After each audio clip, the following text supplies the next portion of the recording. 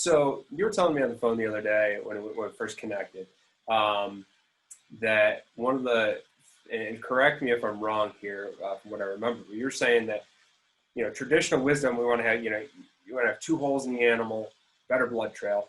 But in your experience, especially with, like you said, working with slower speeds, and the way that you approach design is all about creating as much internal damage as possible. Can you speak to how you construct a little more of the nitty gritty of how you go through constructing a good slug to achieve that maximum damage?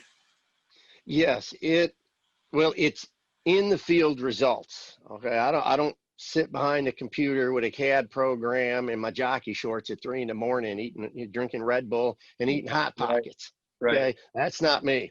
Mhm. As always, we started with traditional bullet designs, Mhm. and the original stuff.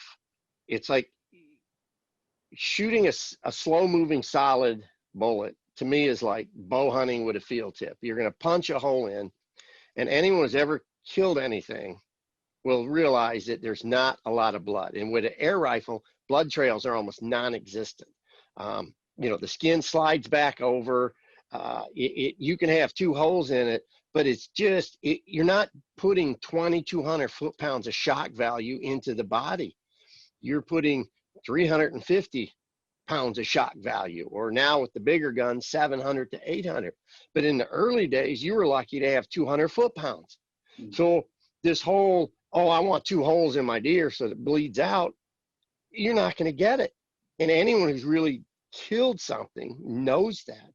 So as I started working, I was discovering that the shallower bullet designs weren't doing the job. Right. So, and that's where ballistic gel, all that shooting, the ballistic gel didn't exist back then. CSI stuff all the stuff that we're using Right. now, we were still using gobs of wax cones and clay, jugs of water, soaked newspaper to try to imitate the body cavity of a deer or a big hog. So as we killed stuff, and examined the bullet, examined the wound channel, how was it mushroomed? Was it just still look like you could shoot it again?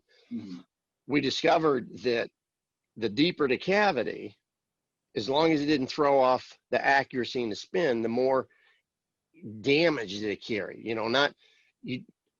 Over the years, you don't want something exploding on impact, but you don't want something that's going to pass through and go out the other side without mushrooming and dumping its energy.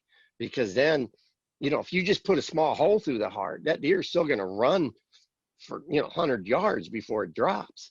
It's not stopping. You need to stop all the organs. So excuse me, little allergy season. So over the years, working, going bigger, of course, to get a deeper cavity, you need a longer bullet. Then that means the rifling has to match. Otherwise, it's going to corkscrew or keyhole and tumble. Right. So it was really a trial and error process.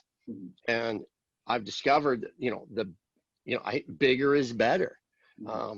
And accuracy is a huge, concern with a hollow point.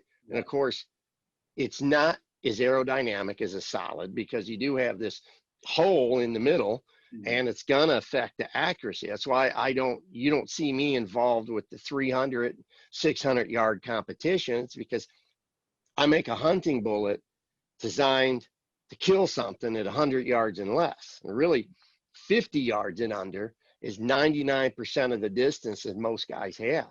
When they're being honest, it's like, yeah, it was 35 yards or 55 yards. They want to shoot 150, but in reality, 50 yards is about the average, give or take 5.